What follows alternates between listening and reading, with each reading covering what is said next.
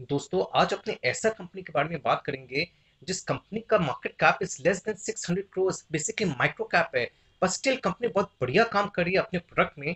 In fact वो ऐसा sector को बिलोंग करती है जहां टेलविंड्स है और अगला कुछ साल कंपनी का काफी बढ़िया नजर आ रहा है। तो सबसे पहले स्टॉक का फाइनेंशियल्स का बात करें तो इस कंपनी का सेल्स था 2018 को 1600 करोड़, फिर 2019 को इट जंप टू 2222 करोड़, 2020 को काफी प्लंज हुआ टू 1760 करोड़, फिर 2021 को वापस बढ़ा टू 2080 करोड़ और आज के दिन अराउंड 2065 करोड़ है। ओपीएम मार्जिन का बात करें यानी ऑपरेटिंग प्रॉफिट मार्जिन तो अराउंड 10% के आसपास ही रहा है इन द लास्ट 5 इयर्स। और वहीं अपने नेट प्रॉफिट यानी पैट यानी प्रॉफिट आफ्टर टैक्स का बात करें तो 2018 को था अराउंड 64 करोड़, फिर 2019 को 59 करोड़, 2020 को 56 करोड़ और 2021 को ऑलमोस्ट डबल हो गया टू 101 करोड़ और आज के दिन भी वही 101 करोड़ है। डेट इक्विटी रेशियो का बात करें तो इट्स डेट फ्री कंपनी और इसका शेयर होल्डिंग पैटर्न का बात करें तो प्रमोटर्स का स्टेक है अराउंड 43%, एफआईएस का 2%, डीआईएस का 0.2% ऑलमोस्ट नहीं के बराबर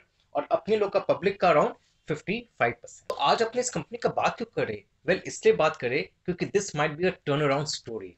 तो बेसिकली कंपनी का ऑपरेशंस अपने आप समझते हैं। तो company is one of the largest manufacturer of longitudinal submerged arc welded pipes and HSAW यानी helical saw pipes used for various high pressure transmission applications in gas, crude oil, petrochemical products and potable water। सबसे बड़ा company का ये है कि दोनों domestic as well as export market में इसके कस्टमर्स टॉप लेवल के। अब मैं टर्न अराउंड स्टोरी इसलिए कह रहा हूँ क्योंकि देखिए काफी कुछ सालों से प्रमोटर्स के बीच में कुछ लड़ाई चल रहा था जिस कारण से कोई ग्रोथ के ऊपर ध्यान ही नहीं दे रही थी। इसलिए पिछला 10 साल कंपनी का ऐसे ही रह गया, कोई खास ग्रोथ हुआ नहीं।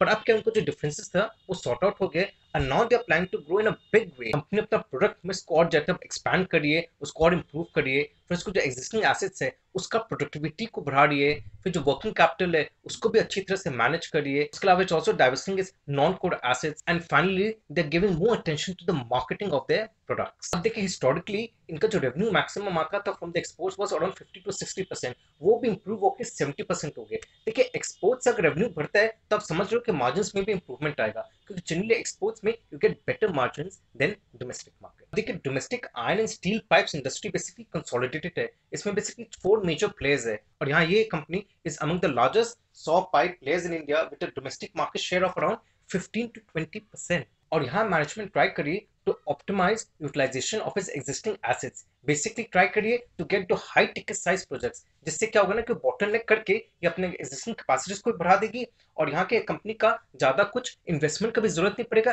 एट द सेम टाइम इनके रेवेन्यू में भी काफी बूस्ट आ जाएगा। Already the company is venturing into new product offerings which includes ERW यानी electric resistance welded pipes and steel bends coating। Already ERW pipes का मैन्युफैक्चरिंग फैसिलिटी बैठा चुकी है अजमेर में और वो कमीशन हो जाएगा from first quarter of financial year 2022-23 यानी अगले 4-5 महीने बाद ही। कंपनी मानती है कि ERW is a low margin business, basically 5 से 6% के मार्जिन है। पर यहाँ कंपनी बोलती है कि ये जो मार्जिन है लो मार्जिन ये वाटर पाइप सेगमेंट में जहां अपने नहीं जा रही ERW में, अपने यूज करेंगे ERW for value added products in oil and gas and other high margin business and यहाँ अपना क्या EBITDA अराउंड 11 to 15% तक आ सकता है। कंपनी के already 2 plants actually spread across 150 acres में and these hold internationally accepted quality standards laid down by the American Petroleum Institute, which is a mandatory requirement to produce high pressure line pipes for hydrocarbon application। अब यहाँ इसका जो growth triggers है वो main आएगा first of all for the expansion of the domestic water infrastructure, then oil exploration and transportation,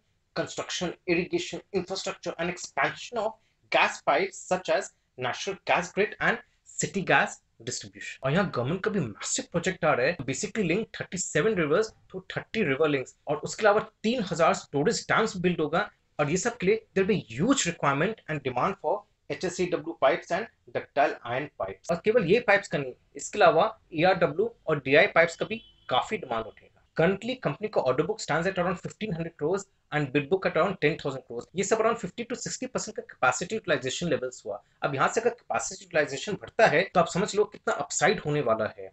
तो देखिए आज क्या हो रहा है ना, बेसिकली अपने समझ रहे कि अगर कंपनी ढंग से परफॉर्म करती है और ये टेलविंड्स लगा रहता है तब री रेटिंग हो सकता है स्टॉक का, और अगर री रेटिंग होता है तब समझ लो इसका शेयर प्राइस कहाँ से कहाँ भाग जाएगा। आज के दिन इसका पी काफी कम है, price to earnings ratio which is just 5। तो दोस्तों कंपनी का नाम है मैन इंडस्ट्रीज इंडिया लिमिटेड। और आगे बढ़ने के पहले ये भी बता दूं कि अगर आप मेरा मॉडल पोर्टफोलियो का एनुअल सब्सक्रिप्शन लेना चाहते हैं तो आपके पास तीन ऑप्शन है। पहला ₹5000 में, जहां मैं 10 स्टॉक्स के नाम आपके साथ शेयर करूंगा। फिर ₹7000 में, well be sharing names of 15 stocks. और फाइनली ₹10,000 में, जहां मैं 25 स्टॉक्स के नाम आपके साथ शेयर करूंगा।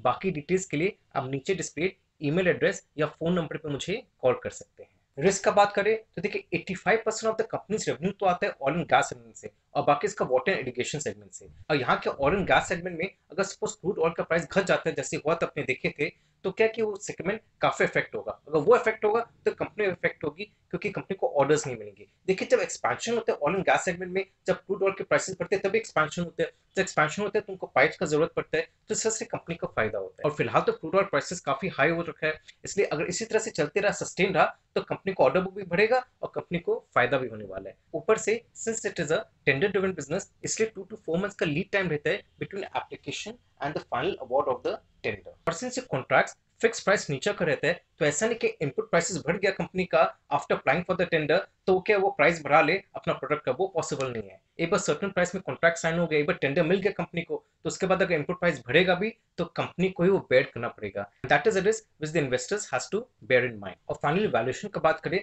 तो देखिए अपने को लग रहा है कि पी रेशियो केवल 5 के आसपास है, तो बहुत सस्ता है। ऐसा बात नहीं कि बहुत सस्ता है, एवरेज पी भी इसका यही रहा है, इनफैक्ट 5 से थोड़ा कम ही रहा है।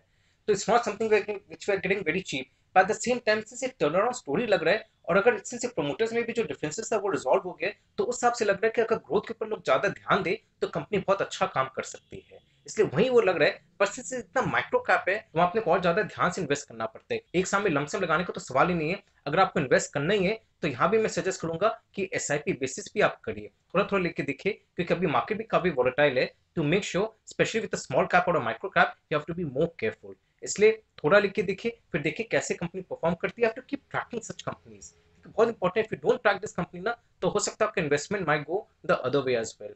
तो धीरे धीरे ट्रैक करिए, थोड़ा थोड़ा लीजिए, और जैसे आपका बढ़ते रहेगा प्रॉफिट, जैसे आपका उसका शेयर प्राइस बढ़ेगा, वैसे वो अपना इन्वेस्टमेंट भी बढ़ाते रहेगा। That's how you should be approaching I feel about this company. बाकी यू आर द बेस्ट जज of your investment, so make sure with micro caps you have to be extra careful. तो दोस्तों आज के लिए इतना ही। अगर आपको मेरा वीडियो अच्छा लगा तो लाइक शेयर एंड सब्सक्राइब जरूर करिएगा, और इसी टाइप के मैं और इंटरेस्टिंग कंपनीज आपके सामने लाता रहूंगा। Thank you very much for listening to me. Bye bye and take care.